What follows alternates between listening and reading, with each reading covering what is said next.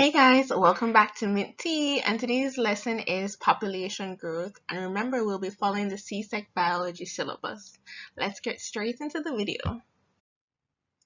So if we were to plot a graph showing the growth of the population over the past 300 years and what we would expect in the next 100 years, you'll find that we'll get a growth curve called the sigmoid growth curve, which is simply an S-shaped curve. Now, looking at different points of the curve can let us know what the birth rate and the death rate in the population are doing. So we can look at different points of the sigmoid growth curve and determine what the birth rates and death rates are doing. For example, the log or exponential growth phase. It tells us the birth rate is greater than the death rate, which means more persons are being born than persons who are dying. So we expect then that the population will still continue to rise. When we're looking at the stationary phase, this is where the birth rate is about the same as the death rate. So the population is neither increasing or decreasing. And also we can look at the death or the logarithmic decline. And this is where the death rate is greater than the birth rate. So more persons are dying than being born. So we expect the population size to decrease. So let's look back at the sigmoid growth curve for the world population growth from 1700 to 2100. If we take, for example, the time from 1700 to 1800, the line is almost flat, only slightly inclined, which tells us the birth rate is very close, only maybe slightly more than the death rate, which means the population size was increasing, but not by much. But if we look at the 1950s, going into 2000s, you find that there's a log or exponential phase where the birth rate is significantly more than the death rate. So the population size would be significantly increasing. So nature attempts to maintain the population in balance by keeping it at the stationary phase of growth, which we said is when the birth rate is equal to the death rate. However, if the population begins to increase in size, nature will find ways to keep the death rate high so that the population will regain some balance. So you might find that there's shortages of food, so persons will be starved and eventually die, overcrowding, so competition for space, shelter. You'll find that disease is more able to spread rapidly. You'll also find that the natural disasters such as earthquakes and hurricanes become more frequent. Now, if you look over here at this chart, we're just going to explain how birth rate and death rate can influence the population increase or decrease. So if the birth rate and death rate are both high, the population will remain stable.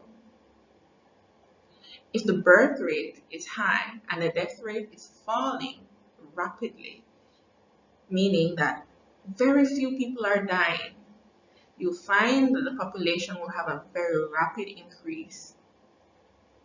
However, if less people are being born and less persons are dying, but at a slower rate than people are being born, you'll find that the population will increase, but only slowly. So, if before the population size was increasing by 100 persons every year, it starts to increase only by 50 persons. And that's because the birth rate is falling more rapidly than the death rate. If both the birth rate and the death rate is low, then you might find that the population will either fall and then become stable, or just become stable.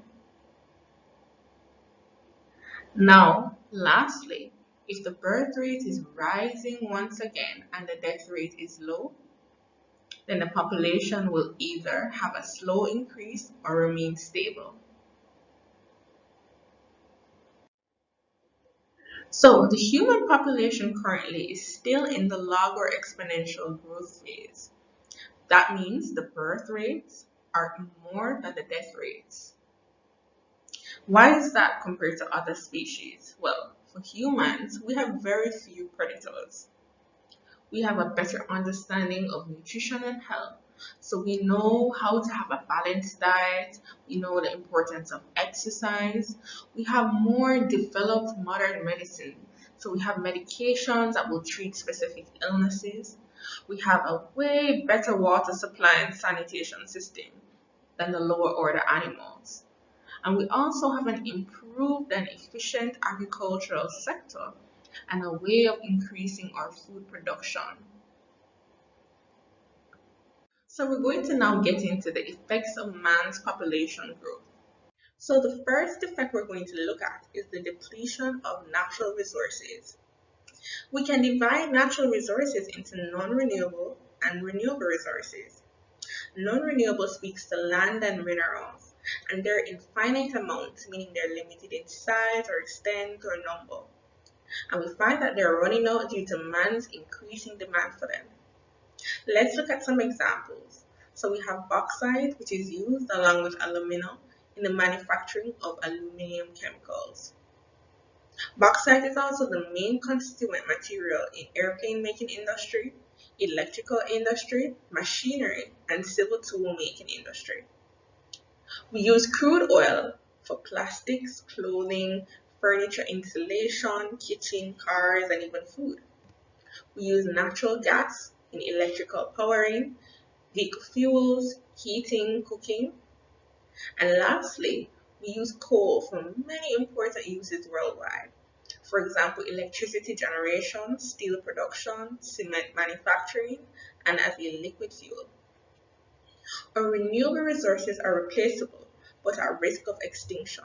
Extinction means ceasing to exist. Some examples are whales, lobsters, turtles, and this is due to overfishing for food. So our second effect is deforestation, which is the cutting down of vast areas of forest for housing and agricultural purposes. It leads to destroyed plants and animals. Many of the animals live in the forest as their habitat. You also have reduced water vapor due to reduced transpiration in plants. So if we're cutting down the plants, then there's going to be less transpiration taking place and therefore less water vapor available. And this leads to less cloud formation and rainfall. And less rainfall can eventually lead to drought in these areas. Soil erosion. Soil erosion, remember, is the removing of the top layer of the soil or the washing away of the top layer of the soil. We can have reduced photosynthesis, so less carbon dioxide is available in the atmosphere, and this can contribute to the greenhouse effect. So we're going to talk about the greenhouse effect. So remember, the sun has radiation, and we call this solar radiation because solar means sun. So some of the solar radiation is actually reflected by the Earth's surface and by the atmosphere. Some of the radiation is absorbed by the Earth's surface and it warms the Earth. That's why when you go to the beach and it feels nice and warm and toasty, that's because that's the radiation that is absorbed by the Earth's surface. Some of the infrared radiation that is emitted by the Earth's surface passes through the atmosphere. Some of it is absorbed by greenhouse gases such as carbon dioxide and re-emitted or pushed off into different directions by the atmosphere. The effect of this is basically to warm the Earth's surface and the lower atmosphere. So we'll speak very briefly about soil erosion because we dive a little bit more in depth in our ecology lectures. But soil erosion, which we know is the washing away of the top layer of the soil, can be caused by cutting down trees or deforestation, not replanting these trees, which we call afforestation, and poor agricultural practices, such as planting the same crop each year, leaving the soil bare without plants, and using chemical fertilizers. Also, overgrazing by animals such as cows. So, the next effect of the growing human population is industrialization. And this is where the society transforms from being primarily agricultural minded, meaning doing farming, into an economy based on manufacturing, for example, like factories. So the development of large urban populations replaces the smaller rural communities. It's important to know that urban communities or city communities do little to maintain the balance of nature. So these large communities consume a lot of food and water and oxygen. Many persons will have vehicles, so there's more consumption of fuels and other natural resources. There's also a production of large amounts of carbon dioxide and other human and industrial waste. So the next effect we're going to speak about is the disruption of food chains. So organisms can be added to food chains, for example, for biological control. And this is when we want to control pests. So they tend to add a predator into the environment. You can also remove organisms from the food chains, whether it be for food, cutting down trees for wood to use for furniture, and also killing animals for fur to be used in fashion. So we spoke about some effects of the growing human population, but what are the possible consequences? What can come of this?